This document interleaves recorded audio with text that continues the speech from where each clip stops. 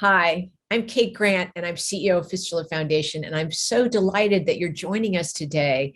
It's International Women's Day, and I'm here to interview a truly extraordinary woman, my dear friend, Edna Don. She is a woman of many firsts, and you're going to hear a lot about those today. But first, what I wanted to do is just start with a little slideshow to share some pictures of people in Edna's life that are important to her and to share with you a bit about what she's built in Somaliland. So here we go with the first slide. This is Edna's father. His name is Adan Ismail. And I think it's impossible to overstate the impact he had on Edna. I don't think she'd be the woman she is today without him. And I certainly am going to get her to talk more about him later. Edna trained as a nurse in the UK for 7 years. And if any of you've watched Call a Midwife, that could have been Edna because she was training in midwifery and literally was on a bicycle sometimes going to people's homes to deliver babies. She also trained in hospital administration. This was a really important chapter for Edna. So she came back to her beloved Somaliland, got married, and ended up becoming the first lady of Somaliland. And so here you'll see her in 1968 at the White House. And no, we didn't Photoshop her in here. That is Edna right next to President Johnson. So fast forward another couple of decades and you'll get Edna in front of the hospital she built literally on the ruins of a civil war. And that's her most endearing accomplishment, I think, is this amazing hospital. And we'll again talk more about that. Here's another shot that in front of the hospital actually finished with Nick Kristof, one of her probably largest supporters. As some of you who read the book Half the Sky may remember, Edna is really a star of that book and also a star of the film of the same name, the documentary Half the Sky that Nick produced with his wife, Cheryl Udun. Amazing, amazing what she's done there. But the physical infrastructure that Edna built is really, I would argue, probably a smaller piece of her overall contribution to healthcare in Somaliland. Her biggest contribution, I think, is building the human infrastructure to create healthier lives and save lives in Somaliland. Here you see her in front of a class of nurse midwives. She's trained armies of women to basically help deliver babies, save lives of both women and babies. I was fortunate enough to be a visitor to her hospital and stayed with her for a week. It's been almost a decade ago now, but those memories are indelible. And I wanted to share a few of those pictures with you. We toured the country, and yes, we had a driver, but that driver was Edna, and she piloted us through 4 corners of the country. But probably the most memorable part of that week for me was traveling out to the Ethiopian border. Here she is looking out over Hargeisa, but we traveled for hours across the desert. Perhaps there was a road there somewhere, but most of the time we were just driving through what felt like open areas. And we ended up, again, at the border and a clinic serving a very remote population that's run by Edna. This is in Baligubale, and again, it's all the way out at the border. You can see it in the next picture, the inside of the ward, and Edna is always going toward the patient there. You can't keep Edna away from comforting patients. That's Edna. So I love this last little picture of that to me sort of fits not just rural Somaliland, but also California with the pandemic and our drought. The closer the dirt is, the closer the disease, wash your hands and save the water. But heading back to the city from the border, we came across an oasis, sort of a minor miracle in the middle of the desert. And here we are. I learned an immense amount from Edna in just that single week, sort of trailing her around. I certainly saw her extraordinary energy. I could barely keep up with her. I have an audio memory of her heels clicking down the hallway on the sparkling linoleum floor, and how I could barely keep up with her. Extraordinarily energetic and amazingly dedicated. She's published a book that came out in the UK and is soon to be published in the US called A Women of First. I highly recommend it. It's an amazing story. I thought I knew Edna well. And then I read the book and I realized there were many facets of her amazing life that I didn't know. And it's an extraordinary tale told by an amazing woman who I'm delighted to welcome to this webinar today. And so, Edna, I'm going to bring you on, but I'm going to read something out of your book, and then I want to dive in, because this piece from your prologue really contains kind of two kind of key themes, I think, about your life. You talk about your dream in the prologue of building a hospital, and that had a dream that you'd had since you were 12. And I'll just read this bit. You said, "Back in 1950, my fantasy was little more than a child's wish to please her beloved father. It was far from realistic in a Muslim country that didn't even allow schooling for girls. Education for girls was unavailable in case we dared form any opinions, or worse, voice them. Anyway, there was little point when every Somali woman was expected to be a dutiful wife and mother, bound by archaic social traditions as well as often harmful traditional practices. Dad never saw me this way." In that, I see that sort of the two things I really want to have you talk to us about today. One is the impact your father had on you, because from obviously an early age, in your own words, he didn't see you the way others saw Somali girls. And so that's like a through line. I could read the last paragraph of your book and you talk about your dad. That's one of the through lines. The other thing, though, that I think is and it's related to that, but it also is your own persona, is not adapting yourself to the expectations of your culture. And I think any woman in a position of leadership, whether it's in Silicon Valley or it's in Somaliland, often confronts expectations for how women should be that don't necessarily align with what leaders look like.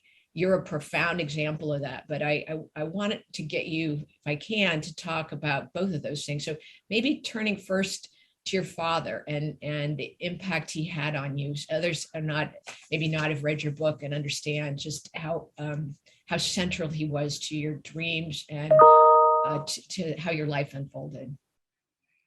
So welcome. Thank you so much, Kate. I miss you. You have to come back.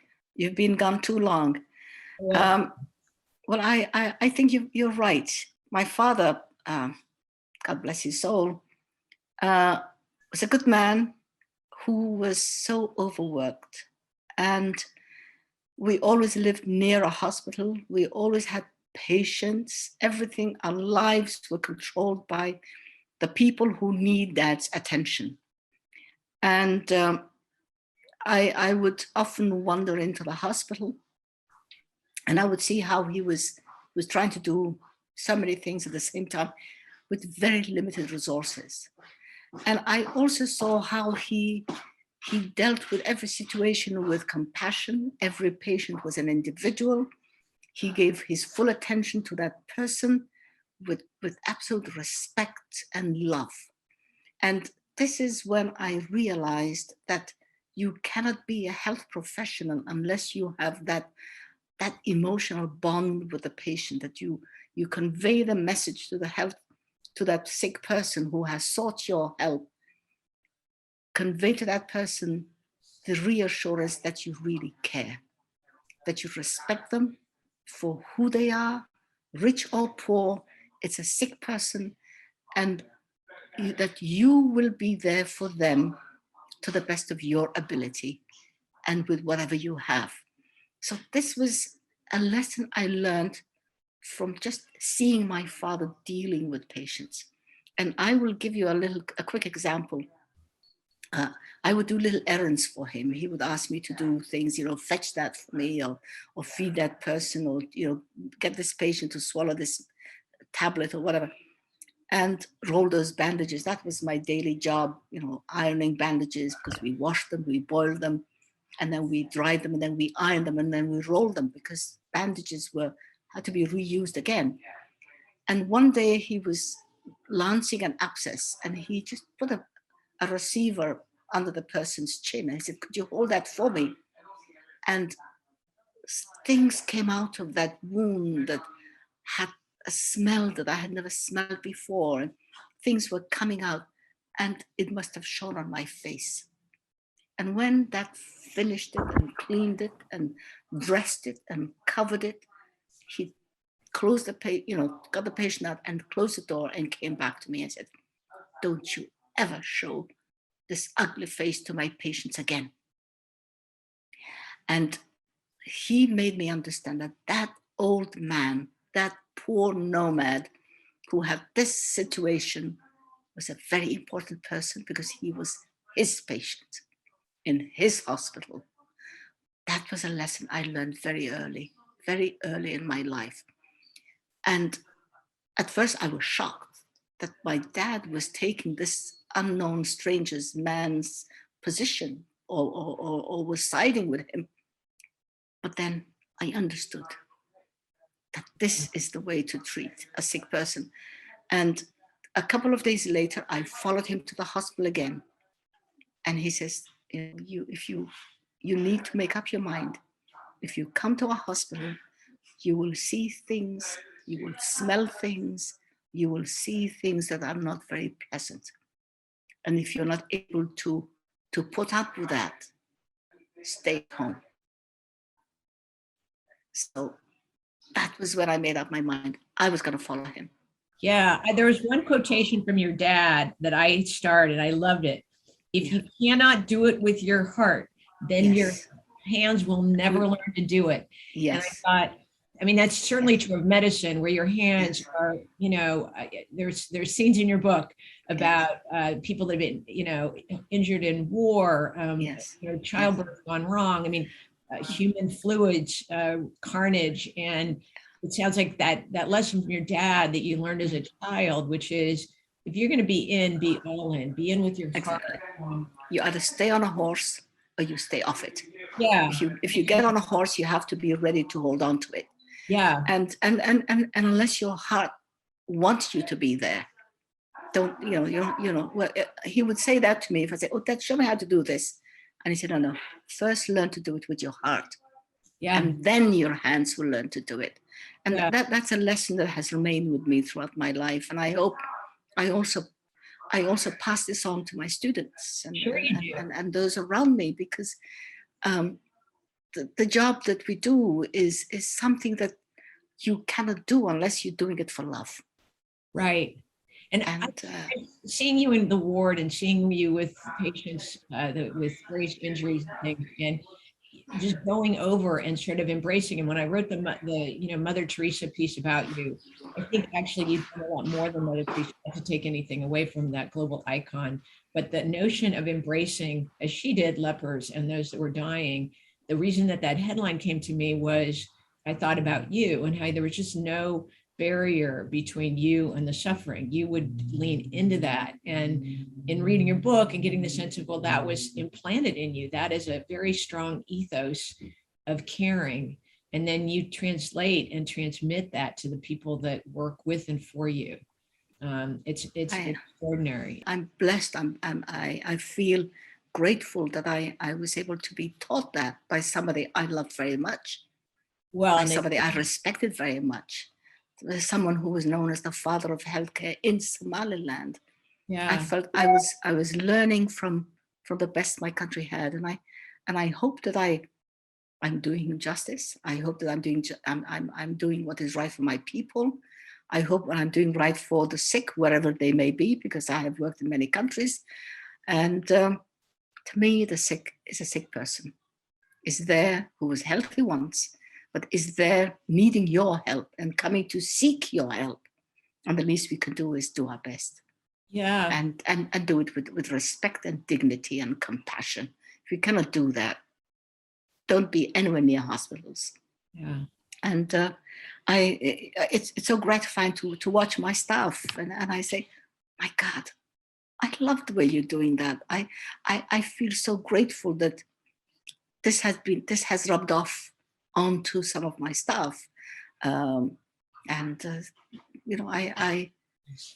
feel blessed that I have 4,000 students have graduated from our colleges and from our university, and that's out there doing good work, doing wonderful work, Dr. Shukri, who's fixing fistula. Yeah. I mean, yeah, you know, a fistula is the worst thing that can happen to a woman. A woman who is clean and loved and bears a child, and everybody's so keen to welcome this baby and this new mother, and then she sustains damage to her bladder, possibly due to female circumcision, possibly also to not being able to deliver that baby properly, not being assisted by a trained health professional. And then that woman is not able to control herself and not able to take care of, the things that come out of our body that we take care of in private, and clean ourselves and wash ourselves and come out to people without feeling that our dignity and our privacy has been damaged, and to have women repaired and given back life, and still not sure, still looking out for leakages that, thank God, have disappeared, but they live with this damage, this emotional damage, that you cannot do anything but give love to those women. Yes. And understanding and respect, and say, whether you smell, whether you leak, whether you whatever, you're still a person, you're still a woman, and we love you, and we want to do the best we can for you. Yeah. And that body language is important. Yeah, exactly. It's everything, particularly for women that have been stigmatized. And that's true whether you're in Somaliland or really almost any place we're working. So I wanted to bring you back, if you wouldn't mind, to your ability to set sort of cultural norms aside. And again, in your book, you like playing with boys, but in the girls, you had a dad who really treated you in many ways as if you were, I want to say a boy, but you were given the same kind of opportunities that weren't given to other girls. There were expectations. And I know it'd be interesting for you to also talk about your mom, because you sort of had different voices from your dad and your mom about what the expectations were for you. But it seems like when you look at the course of your life, the fact that you built this hospital on literally like a rubbish heap from a civil war out of nothing, it's an amazingly heroic ending to your life, to do that actually also after you retired. It's amazing, but it also didn't come out of nowhere. That was sort of who you were. It built over time. But the beginning of that, like the first couple of decades of your life, getting a different path, so you weren't relegated to a life of, you said in your book, of domesticity. Like, what was it about your dad where he's like, no, Eddie, you get to do all of this? He just saw something special in you? Well, I think I was always an inquisitive person. Well, I was a child, and my brother was 4 years younger than I am,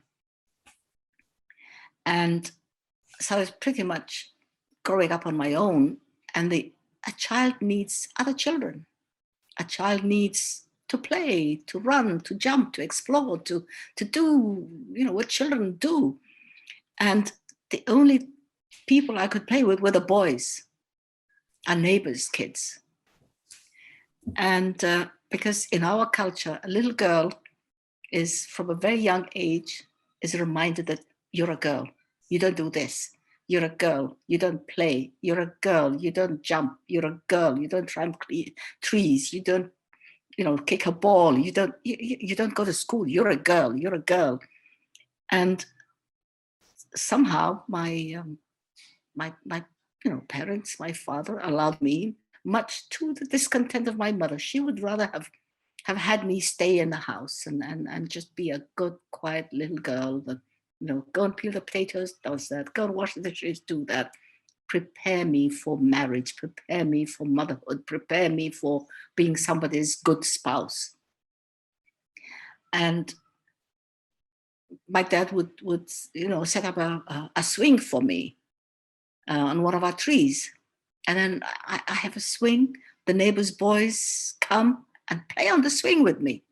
So they play with me, I play with them, we play as children. It so happens that they're boys and I'm a girl. And the other thing was that Dad set up also, Dad was very strong about education. And because girls were not allowed to go to school, and there was no school that I could go to, Dad made a makeshift classroom for us in in the veranda of our house, and put up a blackboard, hired a teacher who he paid, and invited the boys from the neighborhood to come and do their homework there and revise what they had been taught at school. So this tutor, this teacher would go over things with them. But this was happening in my house, in my veranda. The boys who played on my swing, and they were being taught how to read, how to write alphabets, how to do sums, and I was learning with them. And this is when then my father understood that I had this ability to learn, and encouraged me. Didn't stop me. Didn't say, "Oh no, veranda is only for the boys. The teacher is only for the boys." The teacher was there for all of us. So once I began to decipher the mystery of the alphabet and put letters together and form a word, they said, she can learn. She's catching on. And the nearest school that I could be sent to was Djibouti. So much to my mother's discontent, I was sent to Djibouti. Luckily, an aunt, my mother's sister, was a school teacher there. So that's where I went to school. Learned French, beautiful language. I love it. And would come back during the summer holidays for 3 months with my family, with my parents. And 9 months I'd be in Djibouti at school. So each year I would, come back knowing a little bit more, having learned a bit more, and also proving to my mother's friends, women friends, who thought that sending me to school was the wrong thing, and saying, we heard your poor thing, your daughter's going to school. What will happen? She'll disgrace you, she'll dishonor you, she will do, 101 things that I did not even understand how to do, even if I tried. And then proving to them that reading was not going to make me become that kind of a person. Learning to read and write was not going to make me dishonor my family, because if it were bad, my father would not have allowed me to do that. So why is it wrong that my father approved of it? And to me, that was the green light, that was the go ahead. Your father approves, learning is a good thing. You're learning with girls and boys in Djibouti. No harm is coming to them. No disgrace is coming out of their behavior. Why should it not be the same with me? So this is how it all came about. Then you went to the UK for more schooling. I sat for an exam. Yeah. I sat for an exam with boys, and every year the British would send top students to the United Kingdom for further education. And I sat with boys, and I took the test, and I passed. And that's how I was sent to the United Kingdom in 1954, the ripe old age of 17. And went to college. My English wasn't good enough. I didn't have my O levels. I was educated in French, so my basic education was French. And I was sent to college, and I loved it, and I loved learning, and I was passionate about all this, all the learning opportunities around me, and that's spent 7 years out there, and then went to do nursing and went to do midwifery, and then came back in 1961 as the Somaliland's first trained nurse midwife. Yeah, and will you talk about that a bit for us, Edna, which is, you've been trained in the UK for 7 years, amazing experience, it sounds like, for you, just deep skills, broaden your horizon, certainly. But your intention was not to stay in the UK or in Europe. Your intention was always to go back. To go back. Build a hospital at some point for your dad. You've been dreaming that since you were 12. But what was it like? This is asking a lot of you in a short amount of time, but sort of, because it's a theme throughout the next couple of decades of working in an environment where the resources were much more constrained. And I personally, when I go to hospitals in developing countries, I'm always like deeply impressed with the doctors, because they have so generally, compared to a modern US medical center or one in the UK, far fewer resources, yet they're aiming for the same outcome, which is somebody that has their health restored. So can you talk a bit about that, like what that was like for you? Well, luckily I had seen what our hospitals were like before I went to England. Yeah. So I could compare, I could see how little we had and how much there was in the United Kingdom and the big university hospitals. I was trained at Hammersmith, and it's the London postgraduate medical school. So yeah, where they did the first, open heart surgery, and and all the time I would see things that I admired, that I loved, and say, oh, when I build my hospital, I'll have that element there.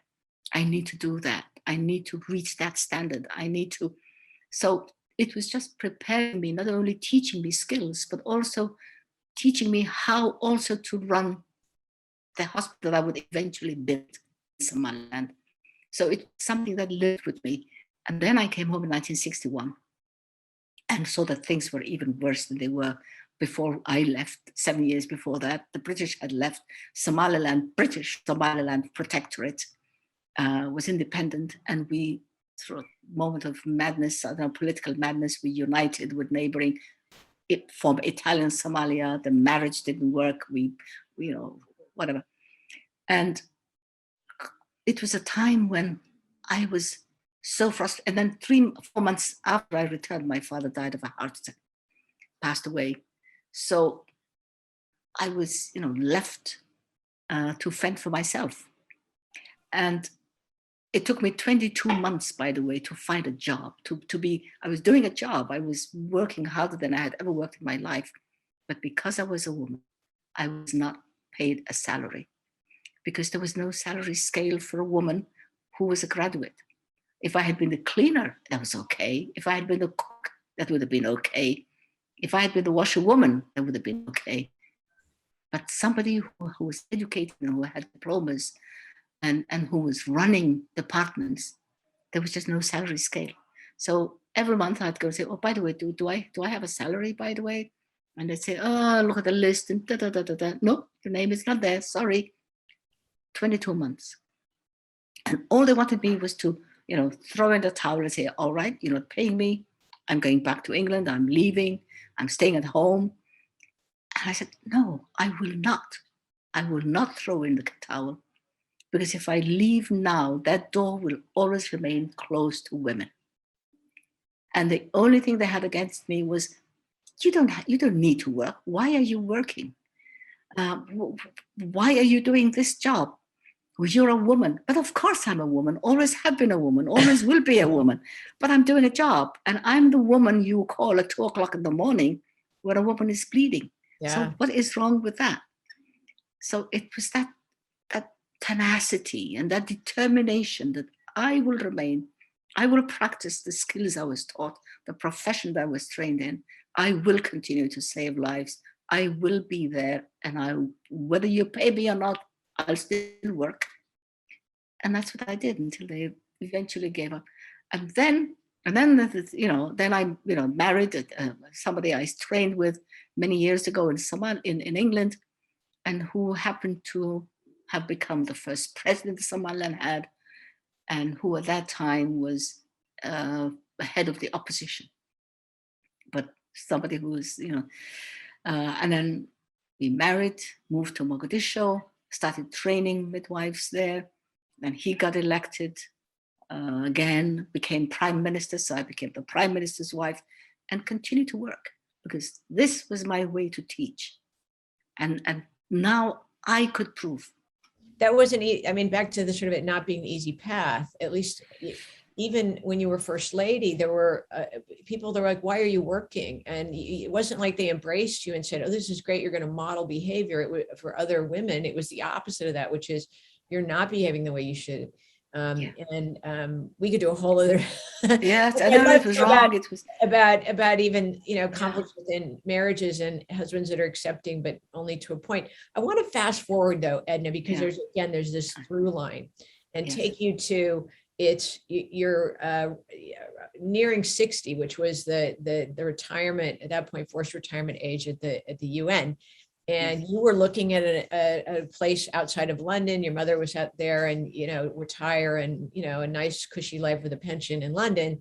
And obviously that's not what you did, but I would yeah, love to hear and have you explain to us that, because that was another major pivot point, sort of like not giving up on the salary and keeping, working for a better part of 2 years with no salary. Really hard too. I mean, these yeah, 24/7 kind of responsibilities, and the tenacity to stick with it and not be defeated by the lack of salary. So that same tenacity though, again, fast forward decades later, when you could have taken the easy path, you were looking at an easy path, there was an apartment there. As you said, fate intervened in a kind of ugly way to say no to that, but then you decided, no, that's not what I'm going to do. There aren't that many people at 60 who say, you know what, I'm going to cash it all in and I'm going to build a hospital on the site of a place that's now filled with, truckloads of trash. garbage. That was a Yeah, place where they killed political prisoners. It's yeah, a lot that yeah, nobody wants because it's haunted, and you're going to take that. So, yeah. so you're in London. You're thinking about these two very different paths. Can you tell us a little bit about that? It's extraordinary to me. Well, I was transferred to Djibouti, which is right next door to Somaliland in 91. And that was the time when the Horn of Africa broke up. Eritrea, Ethiopia, Yemen was in war. Somalia, Somaliland broke apart. There was the whole area was in turmoil. And I was sent on a mission by the World Health Organization as part of a nine-person delegation to go and assess the situation in Somaliland. And if things were bad before the war, I saw that the city was leveled to the ground, landmined, hospitals destroyed, people killed, 250,000 people died, 50,000 people in the city of Hargeisa alone. Atrocities, war atrocities, and things that I could not understand how humans can do that, how a Somali government can do that to Somali people. Airplanes, MiGs, were taking off from Hargeisa airport only to bomb the city of Hargeisa. I mean, these are atrocities that shouldn't happen. And I thought, oh my God, I cannot stay angry. I cannot stay angry. I must put my energy together to build a hospital, because there were no hospitals. There were no hospitals were destroyed. And that gave me a purpose. So from 91 to 97, when I retired, these were the years when I prepared myself. What did I need? What could I use in Somaliland? What did I had no more use for? A beautiful Mercedes I love, but what would the Mercedes do for me in Somaliland? Who will maintain it? Where will I get the fuel? Where are the mechanics? Where are the roads? Recycle it, cold cash. What am I going to do with a microwave? What am I going to do with a dishwasher? There's no taps. There's no water.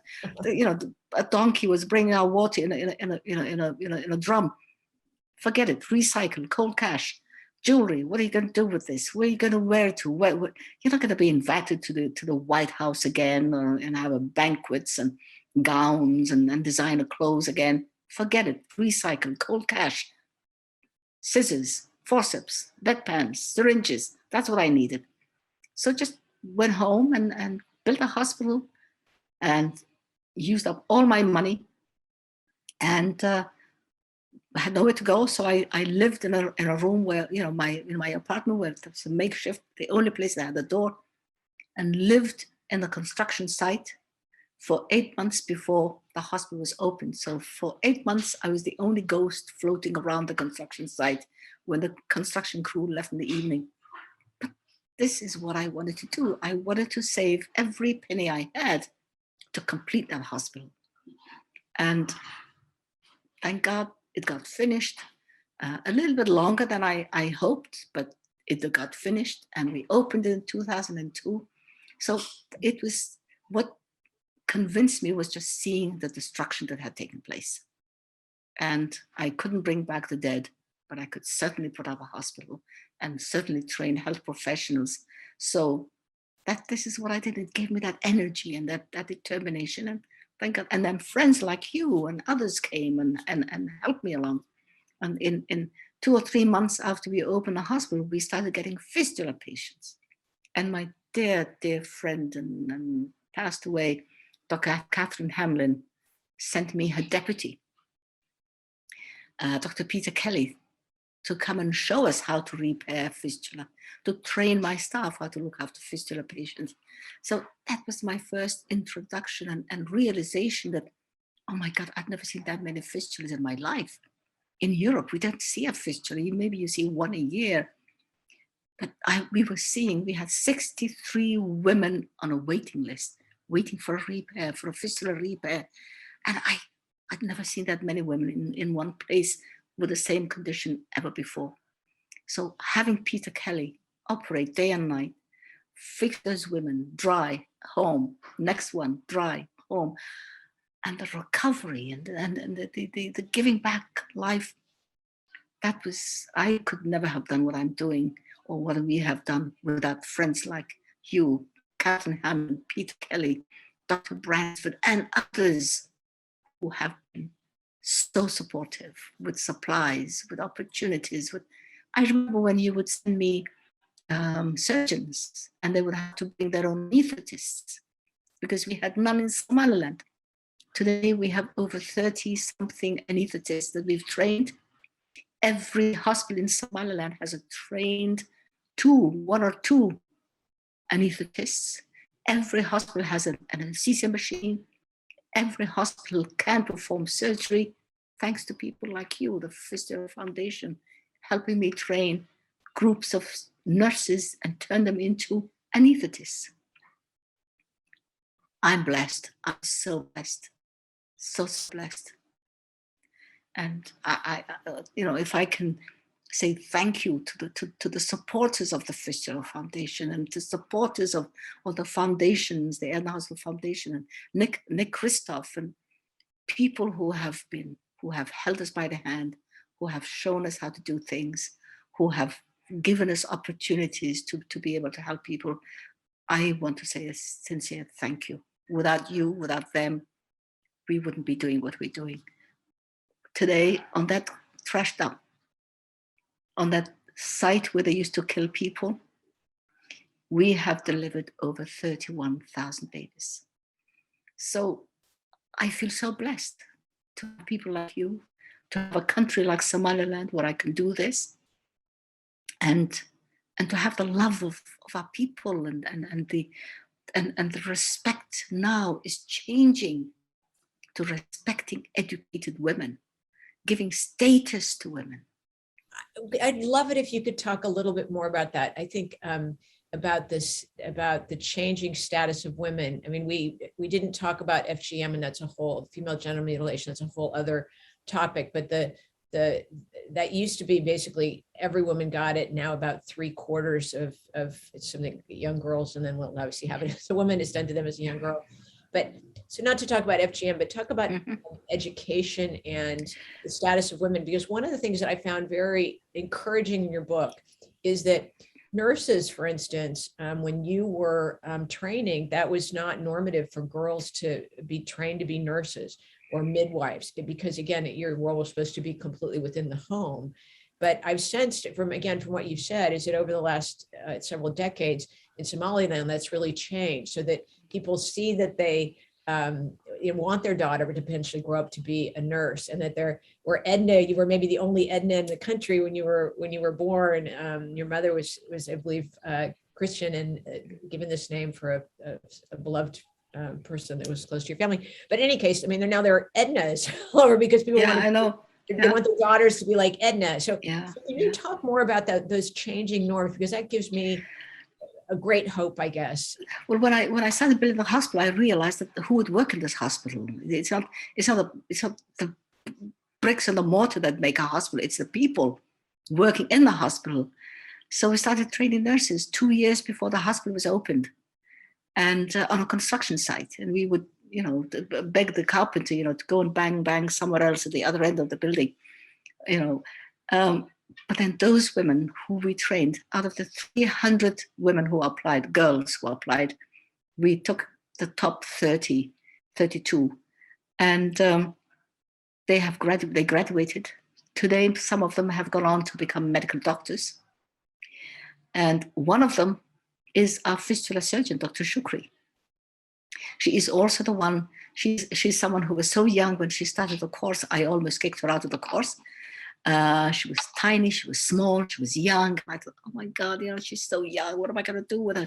She should have come back. She should come back in 3 or 4 years' time. And I'm glad I was wrong, and we didn't kick her out, and she stayed top of the class, diligent, hardworking, excelled in her studies, did nursing, did midwifery.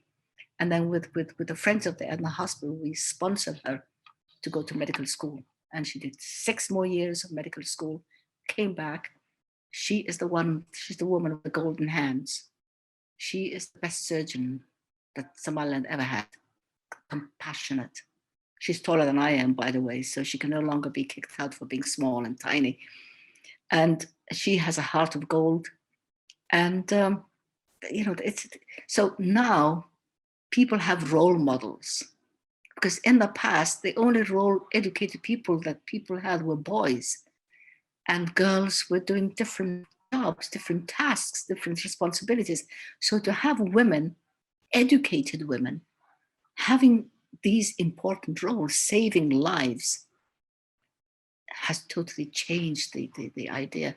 And when you have a chief surgeon, female, assisted by an assistant surgeon, female, a patient on the table who's having anesthesia from a female, assisted by an instrument nurse who's female, in an operating theater that is supervised by a female, in a hospital that is built by a female, and very often the patient on the table is a male, that gives status to women. It gives recognition to education and training. And that is a silent message that says, I want my daughter to be like that. I want my girl to be able to save lives as well as these women are doing. So today we have more girls than boys in the university. 70% of my students are female, and very often the girls are excelling. And that's it. The only thing that defines a person is their ability to study, to pass exams, to achieve, and to satisfy the requirements of that course. That's what I want to know. I don't want to know what gender you are. I don't want to know if you're wearing a skirt or trousers or whatever. You're a person who is learning a skill. So prove to me that you have learned that skill and that you're doing it better than the next person. That's how I will measure you. Your achievements will show me your value, your skills, your potential, your whatever. So I'm not worried for women anymore in Somaliland. Women have found their place, their position, and they're doing well. It makes me proud. But we still have challenges. Political challenges. No women in parliament, no women elected, no in politics, in decision-making positions. That's still a place that's a work in progress. So it's true here. Yes, there are promises to keep and miles to go before we sleep. That's true. Yeah. It doesn't seem to me like you're going to be going to sleep anytime soon. I can't wait to get back out to see you. I'd love you to come back. It's extraordinary to me what you've done with the last couple of decades. In the United States, what's more normative is people to stop working. And I think, and that's okay. Some jobs are physically very taxing, and you understand why someone would want to maybe stop. But I look at what you've done. I mean, it's like your third act, if you will.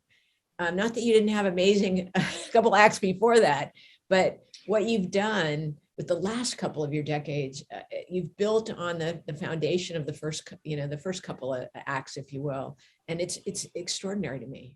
Well, I'm blessed, Kate, and there's work to do, and I'm one of those people who I say I was born with that affliction that's called I need to fix that. So wanting to fix things just gives me that energy, that life, and God, I'm 84. I still do my work. I still do my 14, 16-hour day. I love to teach. I love to be an example. I live to defend causes that need to be defended. I fight for human rights. I fight for the dignity of the human race. And I fight for the recognition of my country, Somaliland. And if you know, God gives me life to go on to do that, I'll do it for as long as I can. And I want to die with my boots on. I've had all the frills. I've had all the pomp and pageantry and positions in life. What I'm doing is so much more important than everything I've ever done before. And what the world has taught me, and what Britain has taught me, and America has taught me, and I mustn't forget Boston University either, is to do my best. And if my best also helps to save lives, thank God. That's what I will be doing. Well, maybe, you know, doing a sequel to my book. And in fact, right here where I am now is, the book is going to be published in the US, by the way, now, because previously it was in the UK, and now it's coming to the States. And I think they're talking of having a film version of it. So I don't know. That would be amazing. I don't know. I would love, for what it's worth, I would love a sequel or more. The beginning of your life is told in great detail, and then the last part about the building the hospital is a more condensed part of this. And but I know it was extraordinarily effortful. And that it's not to make it, it's not that I'd want the first part to be any shorter. It was almost, I wanted more of the last couple of decades, which I've been amazingly generative, but also I know have had a lot of challenges too. It didn't just challenges. I've had my share. Yeah, exactly. I've had my share. But you're so amazingly resilient. Is that we all in life get you know, boulders put in our path. And what's still so inspiring to me is how you just like walk around the boulder, you kick it out of the way, or you know, go over the top of it, or whatever it is, you just keep going. And with a tenacity and dedication that's, it seems like actually, even though you were a determined young woman and a kind of a precocious child, that if anything, your intensity, your energy has actually grown in sort of proportion as you've gotten older, rather than sort of the light kind of diminishing. It seems like it just shines brighter. You know, I feel that I could never have done what I'm doing today when I was 40 years old. Because when I was 40 years old, I was fighting for career, positions, whatever, status, you know. Today, I have all the time that God has given me to follow, you know, to chart my own path and to be doing what I want to do. And just, you know, a brick at a time, you know, get this done. If something doesn't get done so easily, find a way, do other things, and then come back to it.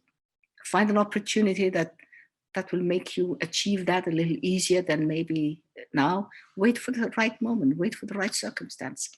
Convince people that that this needs to be done. So, I don't know, find allies, find partners to help you. Health services in Somaliland today, there's 7 nursing training schools.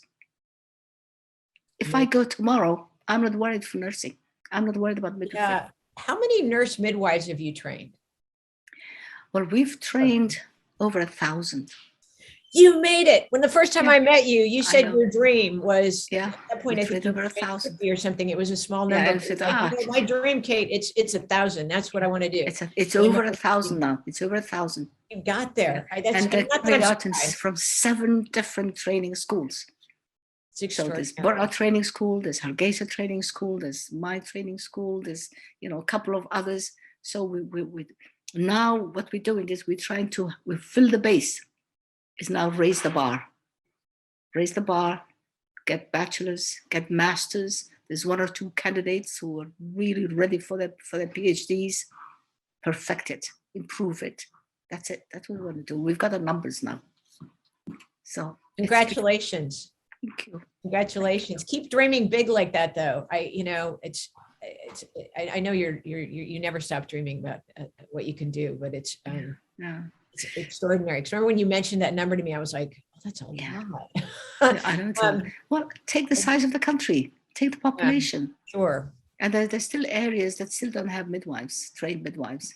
So I keep saying, what about the woman out there who's bleeding? Who's going to look after her? Get me some people from there to train and go back. So that's what we do now. We bring them, have them train, and then send them back. And we're also doing this, the postgraduate, the 1 year postgraduate training for doctors, diploma course for doctors in emergency obstetrics. That is a lifesaver. That is the best course ever, ever, ever invented for a developing country. 1 year of intensive obstetrics and neonatal care. And then they can go out anywhere, any district, any hospital, and they can save lives. Thank you, thank you, thank you so much, Kate, for helping us with that course. Now we've raised the bar. Now we're going to aim for the master's course, for a master's course in obstetrics. But that's so we what have we an love Ethiopian. about you, and you just tell us what to do. No, I mean you keep showing us the way, and if we're a little bit of wind under your wings, great. But I'm so delighted that we could have had this time together today. And I really appreciate it. I know you've got a busy schedule there in London, and you're going to be off to show dignitaries from the UK, your hospital, over the weekend. And good luck with complete independence and sovereignty for Somaliland. I know that's close to your heart. Absolutely. So Absolutely. I'm going to say goodbye to you today and just give Thank you again a hearty thank you. And I look forward to seeing you sometime soon when we're not in this Zoom space, when we're really in the same place. Thank you, Kate, and thank you everybody in the Fistula Foundation, and thank you, world, for helping us. Bless you. Thank you. Bye-bye. I got you. Thank you so much.